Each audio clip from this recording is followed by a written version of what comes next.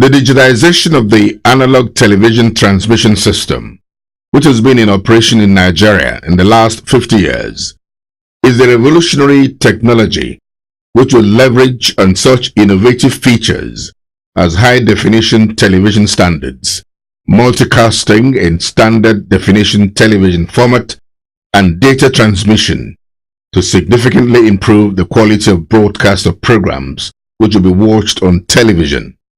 Program sources will increase, digital video technology will be advanced, and broadcasting capacities enhanced. Digital television is a more efficient way to broadcast on television because it will free up the airwaves for maximum use. The International Telecommunications Union, in consultation with stakeholders in the industry, including Nigeria, which is a signatory to the agreement, has set a deadline of the 17th of June 2015 for the switchover to digital broadcasting. The National Broadcasting Commission (NBC), in its continued effort to keep practitioners in the broadcast and communications industry, and indeed other stakeholders in the different sectors abreast with new developments as the digital switchover gathers momentum, held a digital broadcast summit in Lagos recently. The forum, which took the form of an interactive session, looked at the most salient aspects of the digital switchover plan and strategies put in place to meet the requirements before June 17, 2015 deadline. The session featured an update on signal distribution operation, cost structures, and multicasting capacity.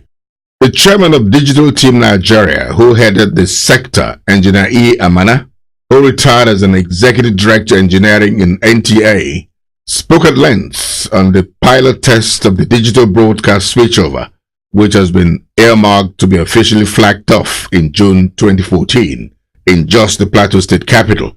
He put on record the great support the Plateau State government is giving in the realization of the project.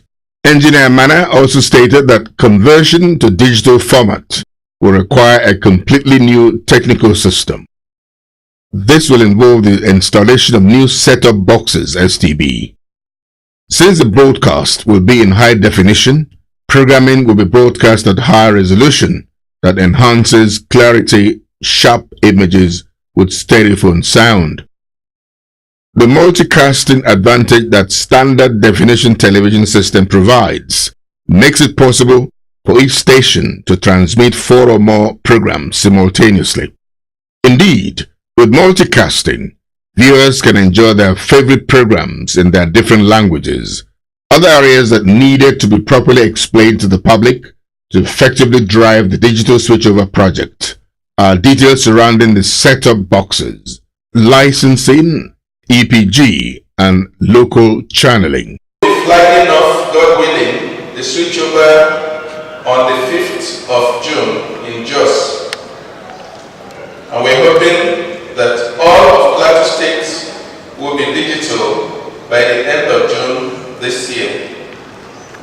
But let me seize this opportunity to thank the government of Plateau State for their tremendous support for this pilot project so far.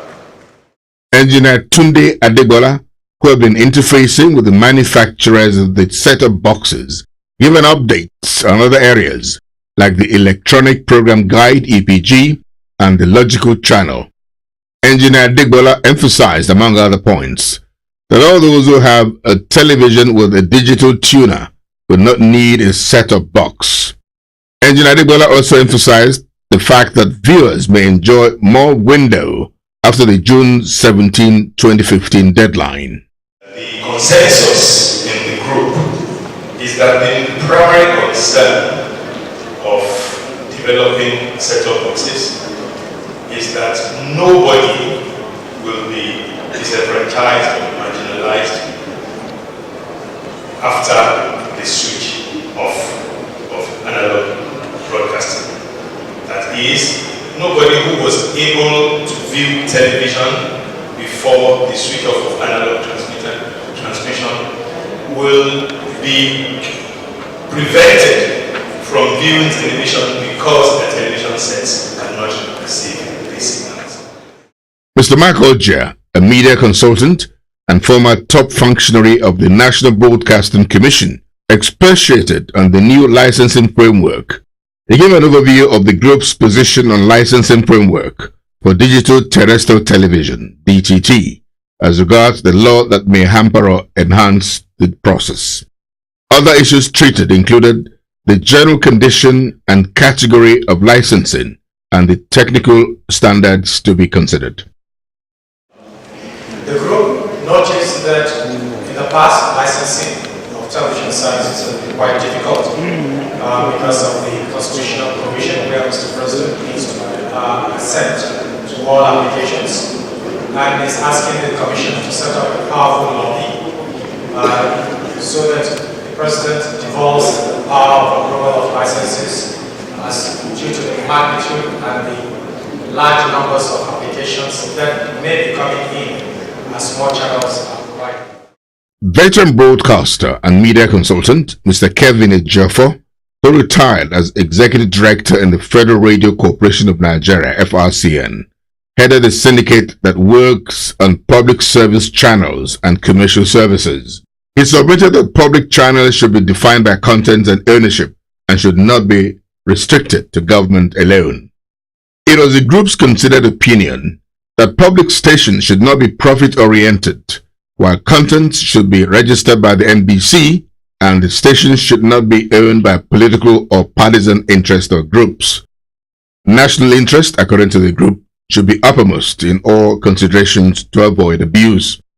Public service channels, that's including those that are not owned by government, should be funded through the collection of television and radio licenses by the regulatory authority, NBC, and distributed appropriately with channel or with structures that will ensure equity and fairness.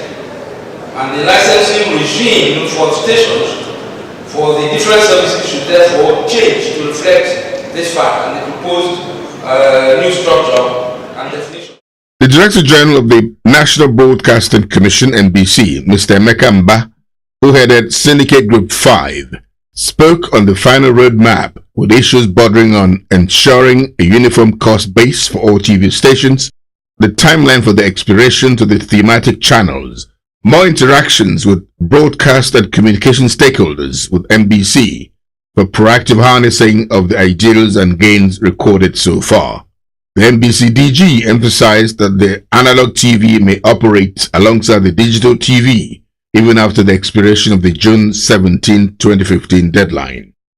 That the current analog licenses will effectively lapse when and be replaced with digital licenses.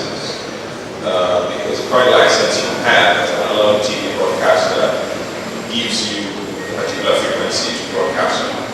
So we're going to have to do a replacement with a digital license as we go forward. So that has to happen, and this probably will also be the case in the Jos Plateau State market as we do this pilot, so that we use it as a basis of repeating in other markets. One very integral aspect of the digital switchover project is the communication aspect. The telecommunication company, which has been chosen to drive the project because of its track record, which include a large customer base across the globe, including multinational companies such as MultiChoice, Airtel, Vodafone, and others, intends to use the cellular evolution of television broadcasting through satellite-based solution. Digital terrestrial television, DTT. The digital distribution it used in France, Italy, Spain, Ireland, and Nigeria.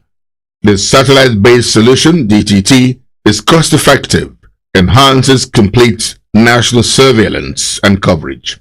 The pilot phase of the program, which will include 4 channels, will transmit from Nigeria via the satellite to France and West Africa, Nigeria in particular. There's going to be 4 channels from Plateau State, which are going to be uplinked by satellite to our teleport in France, and we will rebroadcast, distribute our satellites to West Africa, Nigeria, and where you can receive a DTT transmitter head ends, and then you can rebroadcast terrestrially those signals.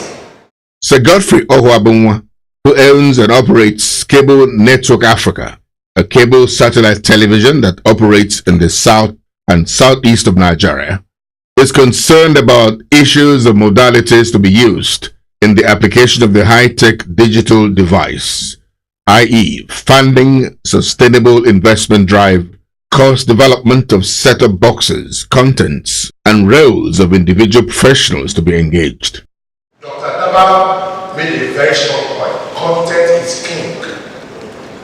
The whole essence of this, we talked about the technology, but nobody's talking about the content. So I want to join in again that this is a great opportunity for businessmen. This is big business. Senator Bello Tukuru, former Deputy Governor of Adamawa State and Deputy Chairman, Senate Committee on Information, was hopeful that with the case made for the funding of the project in the 2014 appropriation bill, most of the concerns expressed by stakeholders will be adequately addressed by Nigeria before the switchover date.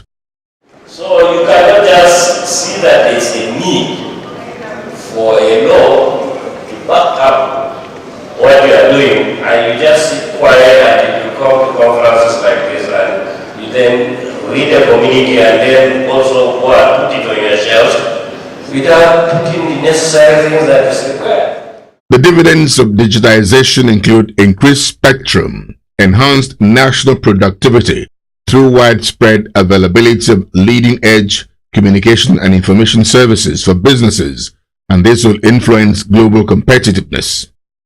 Digitization creates opportunity to export expertise from Nigeria to other countries, and above all, creates manufacturing sector for set-top boxes, STB, job creation, and new skill development, as well as content application and development for the industry. As Nigeria gradually but steadily counts down to the digital switchover date of June 17, 2015, the National Broadcasting Commission (NBC), the body charged with the responsibility of setting standards for broadcasting stations in Nigeria, should organize more of such fora to constantly engage stakeholders in the industry about new developments around the projects as they emerge.